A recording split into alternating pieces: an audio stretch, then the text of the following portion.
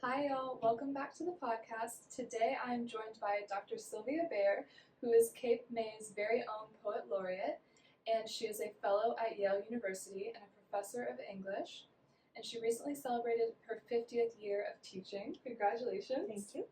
She's a writer of memoir, poetry, plays, and academic work. She's a translator and a former cable talk show host. So she knows a lot about being visible and sharing her creativity, which is our topic for today. She's also the curator of Art Space, a local studio here in New Jersey, and each summer on July 1st, her poetry outside of her home, a poetry tree, blooms, and we're definitely going to talk more about that passion project. So thank you so much for talking with me today, Sylvia. Thank you for having me. Of course. I'd love to start out because my themes for July that we're kind of delving into are visibility and brilliance and courage to be seen, right? 'Cause it's like the height of summertime and everything's very visible. I'd love to know more about the poetry tree, how you started that, and yeah, like when that began for you or what inspired you. Oh, so I don't really know what inspires me. I think inspiration is tough to define for anybody who does any kind of creative endeavor. But I do know that sometimes there are springboards, and my particular springboard, just for the poetry, and it's poet-tree, because I was being clever that day.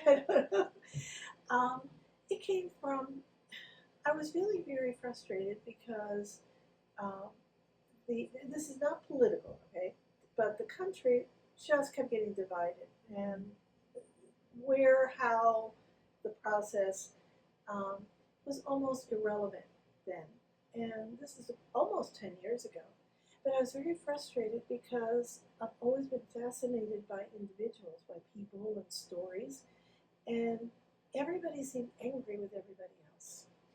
And I thought, what on earth can I possibly do? I can't. When I was younger, I used to go out and, especially in high school and college in the 60s and 70s, I would do a lot of marches, things, whatever. And I felt that I could change the world. And in some ways, better or worse, we did. Every generation does. But what can I do now? As you said, I actually, a couple of years ago, finished 50 years of teaching. Long time, right? So I'm old, which is good. This is not a bad thing. I'm a fan of, getting old. But what could I do? And I thought, okay, my love is poetry, and I have a little tree outside my house. It's this little, you saw it. It's a So little cute. tree. It's a cute little tree. It's a miniature weeping cherry tree. And I thought, I'll just hang poems on it that I like and make signs that encourage people to take whatever poems they want. And my husband, bless his heart, Southern expression, bless his heart, helped me with it in that he hung them up for me. He figured out how to do it. See? And so we hung these out, and all of my activities and events and things I do, he's very supportive, which is wonderful. Both physically supportive, he was out there doing it, right? But also emotionally supportive, right?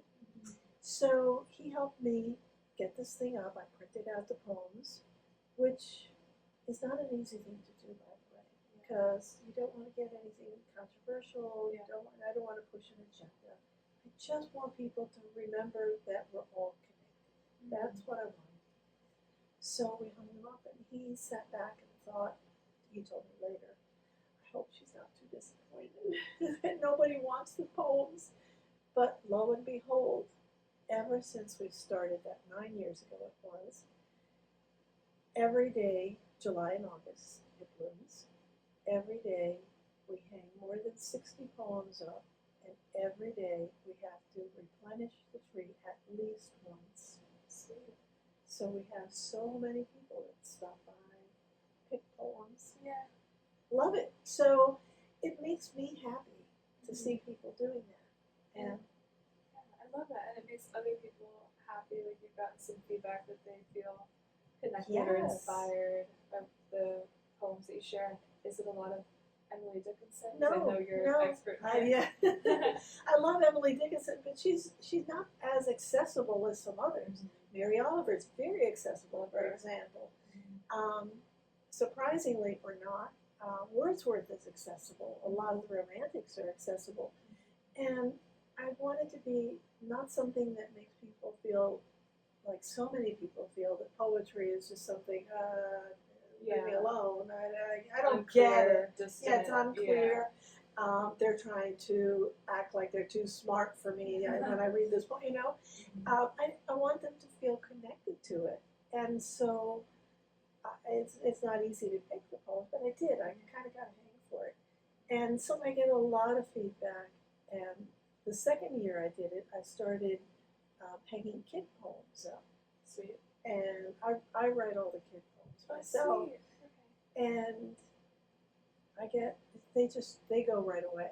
They're a big seller. If I were selling it, it would be a big seller. I love that. I saw out there you have the kids' poems labeled yellow. Yellow, yeah. I'm gonna put up a picture of the tree. Yeah. It's so cute. Yeah. What a great idea, and I love that. Like you said, your husband supported you to do this fun passion project, and you've gotten nice feedback from people.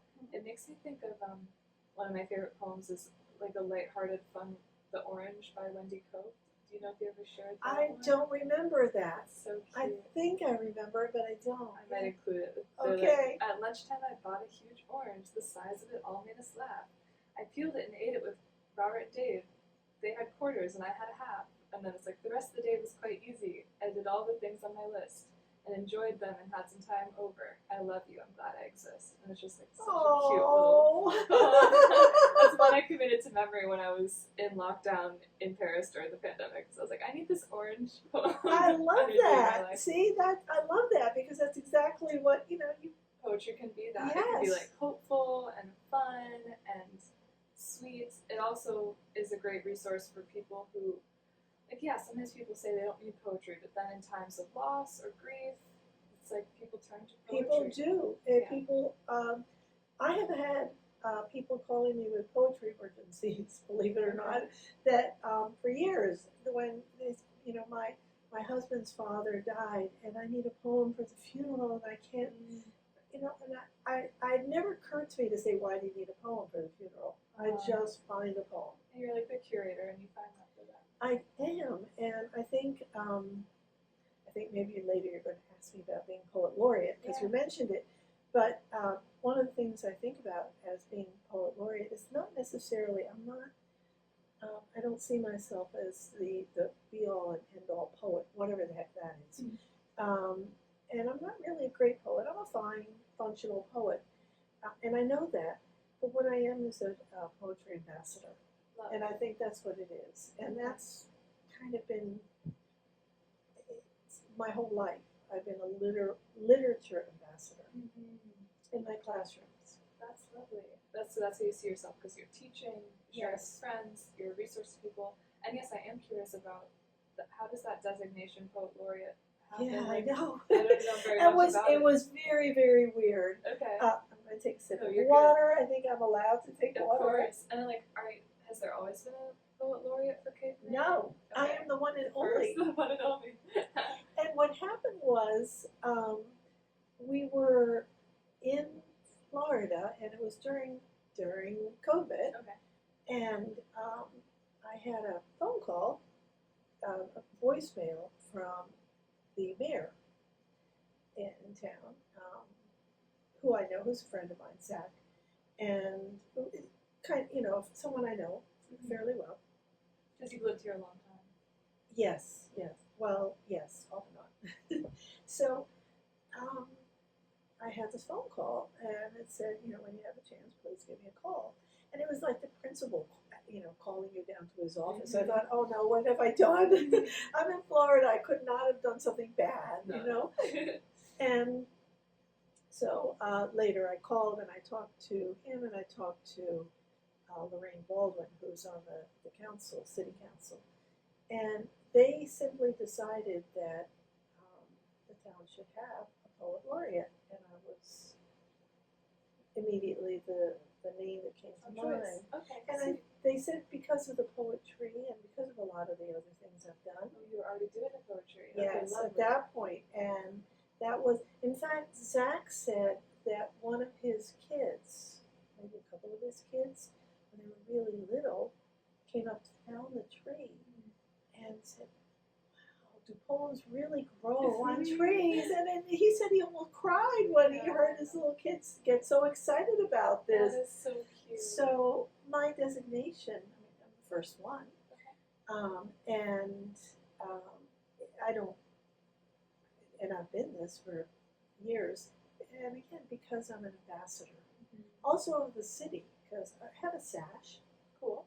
And I wear the sash. Yeah. I worn it in New York, which is a lot of fun. Fun. Yeah, to wear the sash in the city. People stop me and ask me about the town, and, everywhere. Oh my gosh, that's It's so funny. It says Poet Laureate. Yeah. Cape That's awesome. I love the example with the kids and the poetry tree. That little added dose of like whimsy you're adding to their when they're young, their childhood wonder. They're like, where did this come from? I know. You really thought it grew. That's so cute. And what do the responsibilities look like? Like I think you mentioned sometimes you're part of parades. You're giving out. Oh, I know. People. Yes. Yeah. So there's some annual responsibilities. Yes, there's some annual things. There are parades, and that's a lot of fun. It was my first time ever in a parade. I never was in a parade before. I get dressed up, I put on a crown, and I toss poems out to the crowd, which is also great fun because both adults and kids scream for poetry. Like, how often do you get to hear that? Yeah. I want a poem, Mom, I want a poem. And I throw these. Last year we had almost 1,000 poems that we were tossing, and we needed more this year because we just about ran out. So with parades, also openings of things. We open the new library, sometimes for Memorial Day. They asked me to, so I write a poem and I say a poem. I wrote a Cape May poem initially when they first gave me this honor. On your website. Gosh, I don't know. I need help with website stuff. Oh, that's great. Yeah. Well, we can chat. I want to see the Cape May specific poems too because it's such a beautiful community. It is. So historic, and I'm sure there's a lot of inspiration. Oh, I have a lot of history here. Yeah, my dad.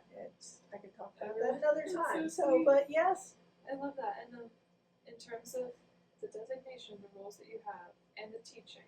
Yes. And when you went to New York, like, was that for a conference of some sort? No, I was just in New York. Okay. Just to go hang out. Sash. Okay, fun. No, I just walk around with a sash. Oh, fun. I created the sash. Nobody gave me a sash. Okay. I decided I should have a sash. You're putting it out there. I'm putting it out there. And you're obviously comfortable with being visible as a poet, Absolutely. as a writer. You've had practice doing that. Yes. I'd love to know about your journey with that, being visible, especially because I think young people nowadays are kind of concerned with the hypervisibility of being online or being judged by their peers. Yeah. And that's something that maybe we all deal with in our developmental years. I certainly relate to that. I'd love to hear your thoughts on your comfort with visibility, how that changed over time, and your agency and ownership over being like, I'm a writer, this is what I do. This is a huge question you're asking me here. It's my one. whole life story. I have books written about this kind of stuff. Yeah, memoirs about that, right? Yeah, a lot of this. But I think every generation sees themselves as being too visible. Every adolescent generation, certainly, and in the 20s, and when one is in one's 20s, I think it's a lot.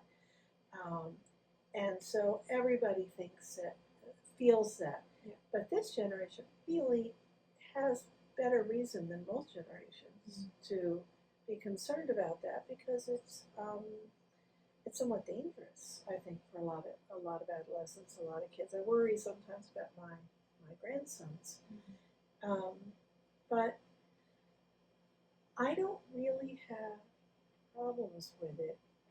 Never really have. I've had a tremendous amount of upheaval in my life, both physically and in my family and in my living situations, and just a whole lot of upheaval, a whole lot of stuff has happened.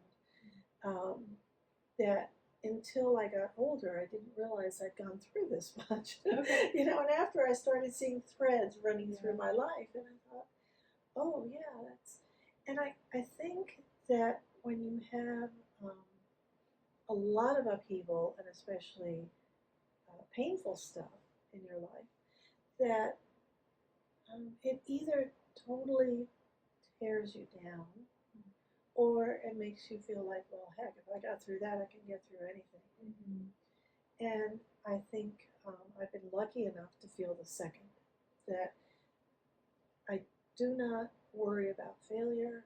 I don't worry about embarrassment. I like to do the best I can, and I tried to do my hair today, but I didn't quite make it in time. Wonderful. But I want to look good. I want for me. Yeah. I want to do, but I don't really get embarrassed by it. And I think this is, I would like to take credit for that, but I can't. I think it's hardwired this way. Mm-hmm. So trying all these different things is, I think, easy for me, which I never realized. It's not that easy, for example, for my husband.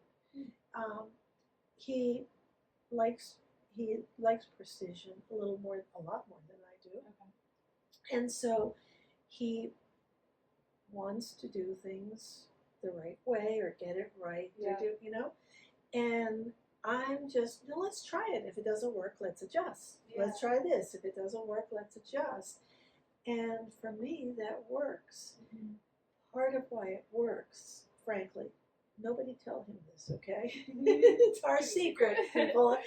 But part of the reason it works is because I have been so supported by him, So I think that he will, for example, help me, figure out the poems. And I might have gotten as far as coming up with the idea and printing out all the poems. I mean, I have the idea, I have the vision, but I might not have gotten as far as actually hanging them properly. But because he's been so supportive, and that's just one example of, thousands. That's so important. Thank you. Because you're alluding to such a variety of factors. Having a safe space or safe person who understands you and hears you, that helps people, feel safe to be visible and express themselves and grow into your identity. And I also think that, like you alluded to, the mention of having a resilience mindset, that's really important for people to choose. It's important to choose, but it's also, I think we are hardwired in a way that it's very much more, it's much more difficult for some folks. Yeah. That I know that people will say to someone, well, just buckle up, just, okay, come on, you can try it. Or I can tell people, well, it doesn't really matter. But some people are affected. Exactly. I mean, it's each one of us comes into the world hardwired with certain traits, and overcoming them sometimes is not even possible. Yeah, it's so nature and nurtured, all of the factors, like your environment, your education, and I think that having that mindset of wanting to be a lifelong learner or wanting to integrate the lessons and experiences that you have into some other purpose, to me, is very helpful in terms of okay, this was really hard to go through, but I can channel it into writing or poetry, and that really helps me, that, I mean, it's been scientifically proven that helps you process the emotions and kind of get them onto paper, out of your body a little bit, and so I found those tools are really helpful. Is that something that, processing, that drew you first to writing and reading? No. What was it? I don't think so. Okay. I think I eventually, you're much more advanced than I am, because it took me years to get to that, to that process. I think initially I wrote because I couldn't not write. And I You started just had writing. this compulsion. I started when I was 5 years old, 6 years old, Okay. and I would just write down. I had little notebooks always, and I would just write things down in my little notebooks. And we lived in cities. We lived all over the world, and um, we lived in a number of cities. And when I would sit on a bus and I would hear conversations, something would strike me. I mean, I was 6 years old, and I would write it down, and just a word. And my spelling has always been atrocious, but at least I can read my own spelling. And I look at some of those little notebooks, and and I can remember the times. But I've always words are incredibly powerful to me, and I could not write. And I wasn't processing emotions. I was examining the world more. Cool. So I've always been interested in the world, and I examine it. I just find people and plants and wallpaper fascinating. The process of creating a wallpaper. I don't know if they can see wallpaper, but I love, the whole process is fascinating. And people have to come up with these. I talk to people who create wallpapers, who create all sorts of things. And I write them all down. Yeah, that's so interesting. I do love that distinction. That's very interesting because I also have been drawn to words so much, and it's the differences between some people are more like visual processors, or Yes, auditory processors, and a lot of us are like a mix of those things. And so I'm curious, did you ever study other languages too? Well, English is not my first language. Oh, it is. Spanish. Spanish. Okay, cool. Yeah, Oh. yeah. I was born in Montevideo in Uruguay, South America, and I didn't speak English until I was 7. So you were writing all that stuff in Spanish. Spanish. Lovely. And then don't you feel like that imbues you with more of a natural interest in languages and words? I don't know. I know some people. I have relatives who have moved here from South America, and it's no. It's the opposite. I think I just am a word person. Yeah, I love that. Yeah. And some people are more like color. I mean, we're all of it, but for example, my husband tells me that he doesn't, like, I think in words, and I kind of have, narratives in my mind, and maybe it's like voices kind of debating. Yeah. That happens to a lot of people, and he's like, I don't You should have get that checked out. But that's like, we like wrestle with our angels and our minds and whatnot. Yes. And he tells me he doesn't have that. He's like, he just thinks in images. I'm like, Really? Interesting. Isn't that interesting? That is so interesting. different. I didn't know that. I mean that people do that. I just different ways of thinking. it's no. I love it. So, to touch briefly, I guess, on this has been such a fun conversation in terms of your different creative identities of doing poetry, memoir, writing plays, translating, editing. Was there ever a point where you were, I don't know if the word is like scared or apprehensive or unsure about starting a new project? No. No, when you jumped into your memoir, you were like, I'm ready. No, I have jumped into my entire, like I said, my entire adult life as a kid. You have limits because, although I don't ever remember my parents giving me limits, so they just kind of let me go whatever I wanted to do. But I don't ever remember not wanting to try something, and so my entire adult life, I have tried so many different things. I've started programs. I started all within my career. I think for me, one of the key things is I needed security because my childhood was so difficult in some ways. It didn't feel difficult, but it was a lot of adjustment. Did you feel secure? I don't think it felt terribly secure in some ways, but I think that I needed the security of having a job. And I always knew from the time I was a little kid I wanted to be a teacher. I just knew it. I was born a teacher. And so I just went into teaching, which is wonderful because I loved it. I just absolutely loved doing that. And once I had sort of the boundaries and the context for a secure job, a safe place that I knew was going to pay me salary and was going to give me feedback that was going to work for me, then I could try all kinds of stuff. I taught seventh grade for several years, loved it, and went from there to something called a professional development program, brand new program, never happened in accounting in Maryland, where I worked with teachers, and I brought programs to teachers through the county school system, and it was brand new. So I think I like new things because there's no paradigm to follow, and I can't mess that up. Not that I worry that much, but I'm creating the paradigm. So when you create the paradigm, when you create the structure, then whatever you do is the only way it's been done. I definitely relate to that. I Right? understand that. Right?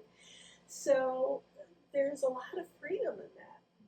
Now, you talk about creativity, and I see where you're kind of going with that question, but the person you might want to interview at some point is my husband. I'd love to. Because he is, his area of expertise in research is the psychology of creativity.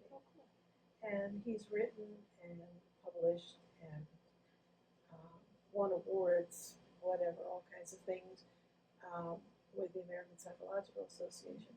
But he has about 25 books and thousands of articles.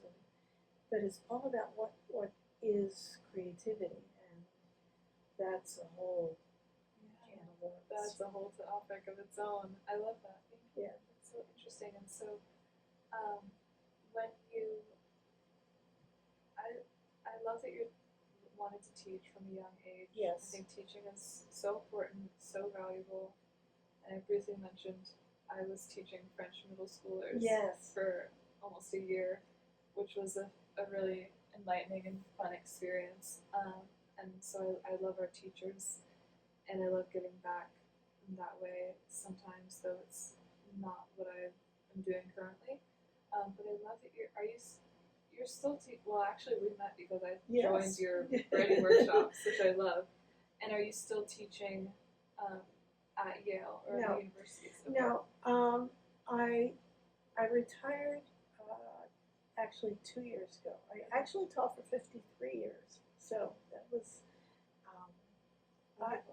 well, and it was hard for me to think of myself as retired because teaching wasn't something I did, it was who I was, and it kind of still is, you know, and so that would be a very large part of me that wouldn't get to play anymore, right? Wouldn't be out here anymore, and I felt like I didn't want to lose that because I enjoyed it, but it was also exhausting. And no matter what anybody tells you about aging, which is, like I said, I'm delighted to be aging, you get more tired. You really do, right? Every decade of our life, and I also have so many different interests, and I thought, okay, it's about time. That's a great amount of time. It's a lot, and I loved it, but there's also a lot of this, the technology thing, which I love. I love technology. I taught one of the first fully online courses, college courses in the country. Years ago, like way before Google. Yeah. And so I really experimented with that. So I love technology, but it was just a little, something happened.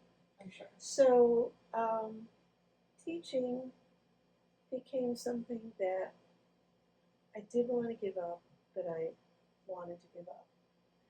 And so finally I went along a little bit as an adjunct for a semester or two.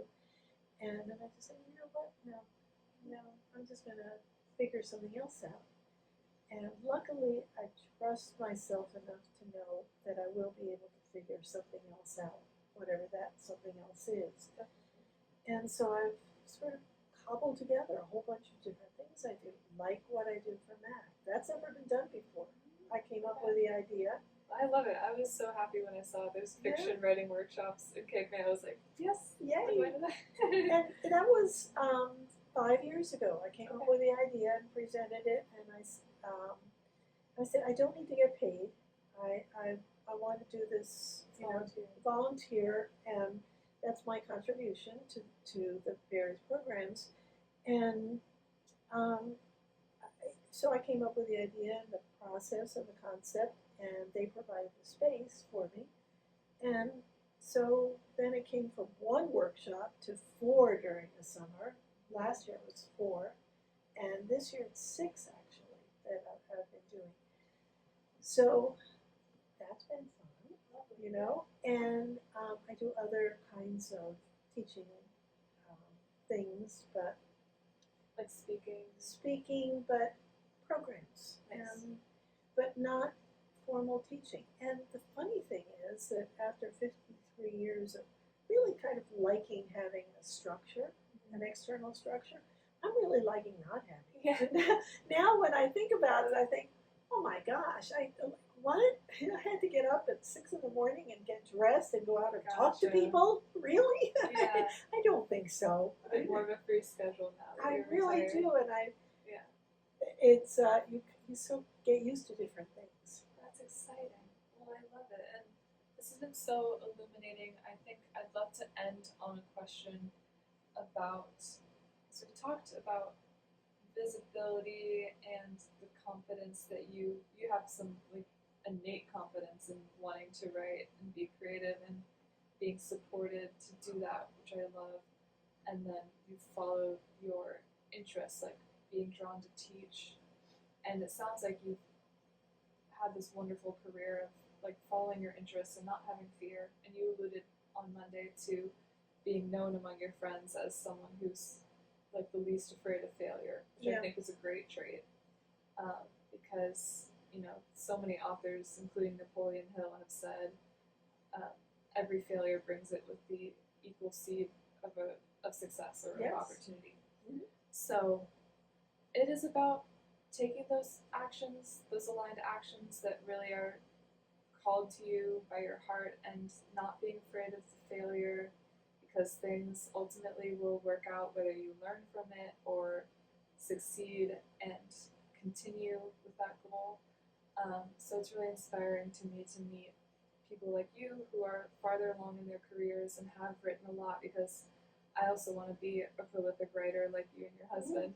I'm finishing my first book, so I just really love and appreciate having these conversations, and I'd love to wrap on if there's anything that comes to mind for you that you would want to share with a younger audience that you've learned that you wish you had known, perhaps like teachers, younger teachers, or younger writers, just any like advice that you would give for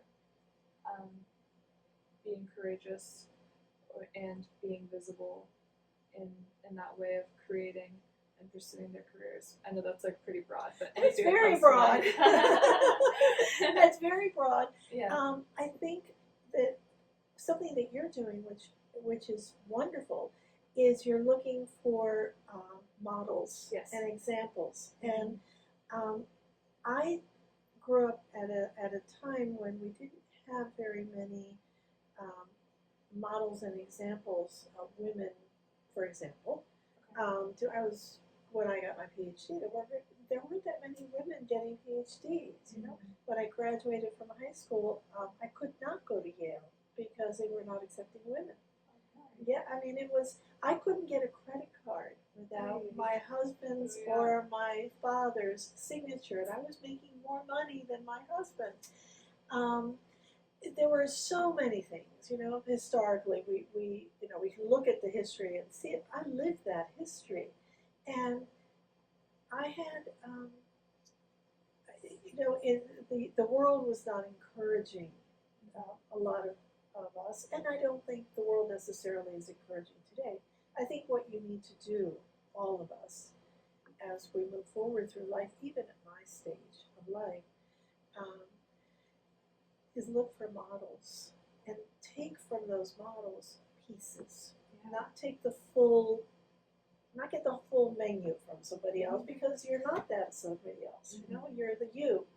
But this person has this sense to do this, or I saw that person do that, and okay, that's interesting. I didn't know that was possible. Or I love the way she's doing this, or that, or he's doing this or that. And I think finding those guiding lights outside of ourselves, but really mainly inside of ourselves, and trying to mesh the two.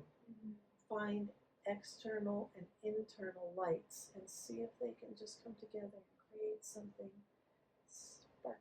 Yeah. Oh my gosh, that's so lovely. That's a perfect note to end on, because oh my gosh, the words just like flew out of my head, but I agree. The guiding lights. Oh, and I was gonna say, you also find that in people, but in some stories, like in some great literature, you learn that stuff.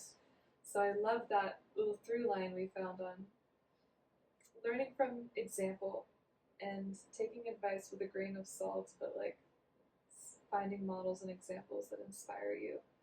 That's very at every stage of life. Every stage. I met a woman this morning who was 88 years old, and she was just the spunkiest critter, you know.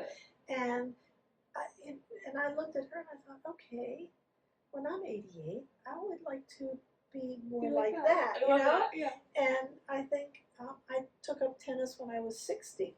I didn't play tennis till I was 60 years old. Wonderful. Because I watched some women out on tennis court laughing and trash talking, and I thought, I want to do that. Okay, how do I get there?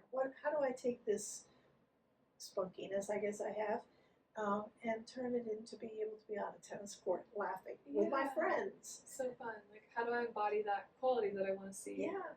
That's so important, and it's not true, the saying that you can't teach an old dog new No, tricks. no, I'm right here. Old dog.